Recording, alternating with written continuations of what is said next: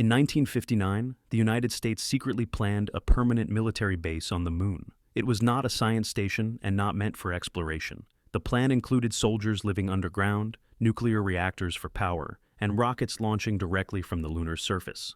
The project was officially studied, technically possible, and taken seriously by the U.S. Army. Then it was quietly canceled and erased from public memory. This was Project Horizon, the moon base America almost built.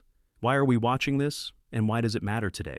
Because Project Horizon proves that the moon was almost claimed as military territory once before, and as humanity prepares to return to the moon, the same choices about control versus exploration are coming back again.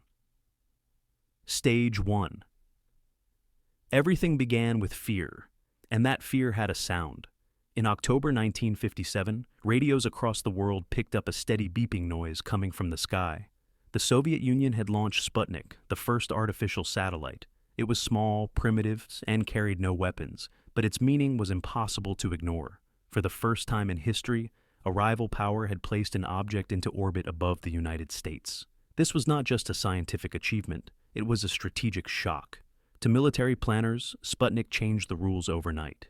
If the Soviets could place a satellite in orbit, they could also place cameras, tracking systems, or eventually weapons. There was no defense against something that came from above. Oceans no longer protected borders. Distance no longer mattered. Space had become the new high ground, and whoever controlled it would hold an advantage that could not easily be challenged.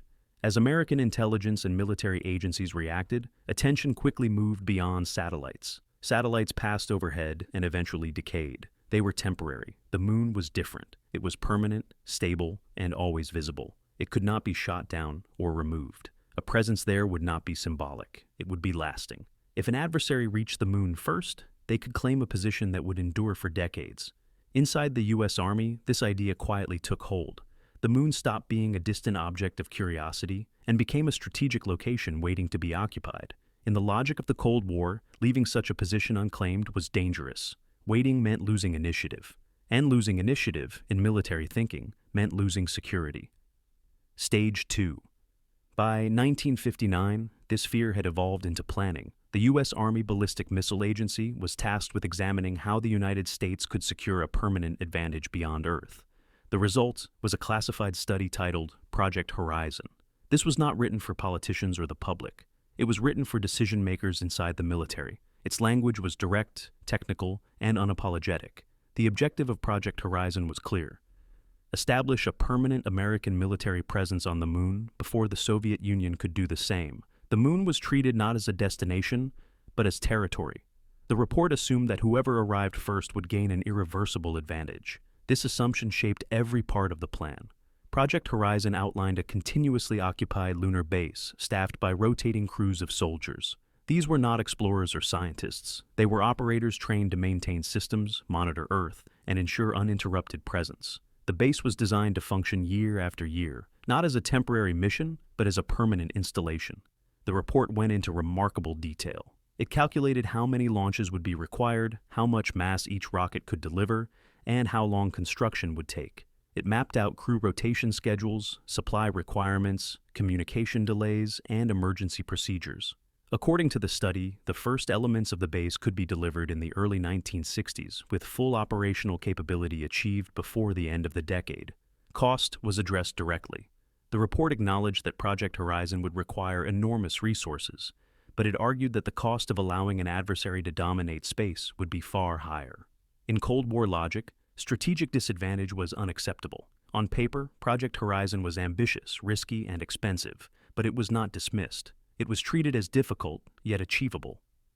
Stage 3. The physical design of the lunar base under Project Horizon reflected a harsh truth. The moon was an extremely hostile place to live. There was no atmosphere to breathe, no protection from radiation, and no natural shielding from micrometeorites traveling at extreme speeds. Temperatures could swing violently between day and night. Because of this, the planners never imagined soldiers walking freely on the lunar surface. Survival meant going underground. Construction would begin with a long sequence of unmanned cargo launches. These rockets would deliver structural components, heavy equipment, supplies, and the most critical elements of all, power systems. Once the basic infrastructure was in place, Pressurized living modules would be assembled on the surface and then buried under thick layers of lunar soil. This soil, known as regolith, would act as natural armor, shielding the base from radiation and impacts.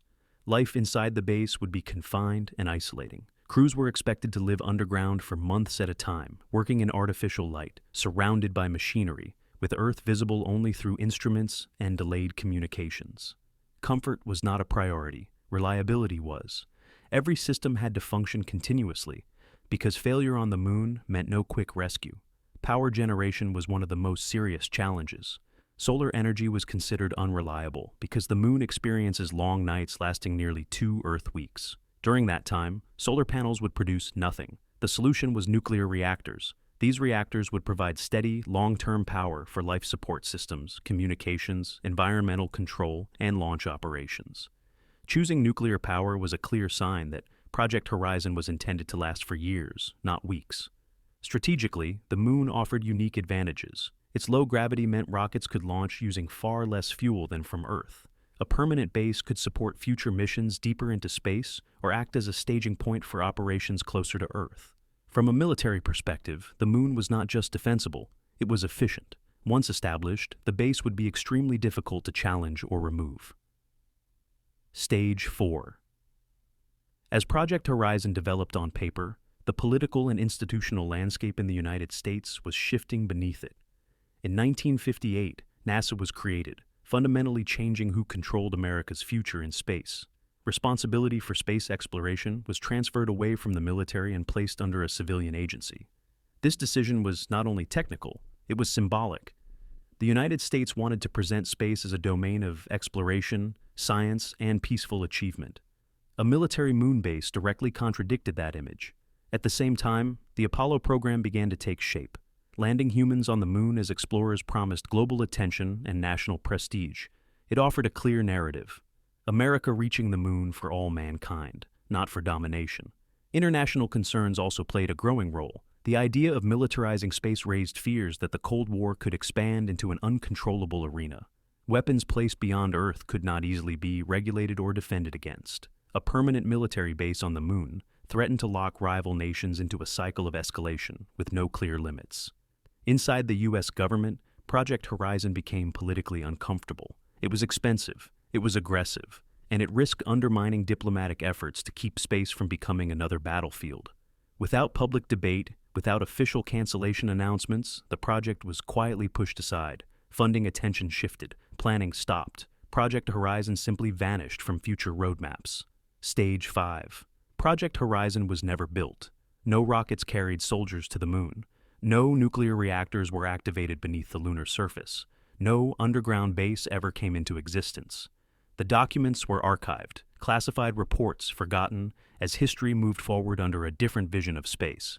Apollo reshaped public memory. Astronauts became symbols of exploration and unity rather than military presence.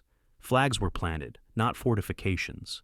Treaties followed, committing nations to the peaceful use of space and limiting the placement of weapons beyond Earth. For decades, the moon remained untouched after the last Apollo missions ended. But Project Horizon did not disappear because it was impossible. It disappeared because a different choice was made. The moon was not always destined to be peaceful. That future had to be decided under pressure, fear, and uncertainty. Today, as humanity prepares to return to the moon, to build permanent bases and establish long-term presence once again, the same questions quietly return. Who controls space? Who sets the rules? And how easily can exploration turn into competition? Project Horizon stands as a reminder that the moon was almost the first military frontier beyond Earth, and that the future of space has never been as simple or as safe as it appears.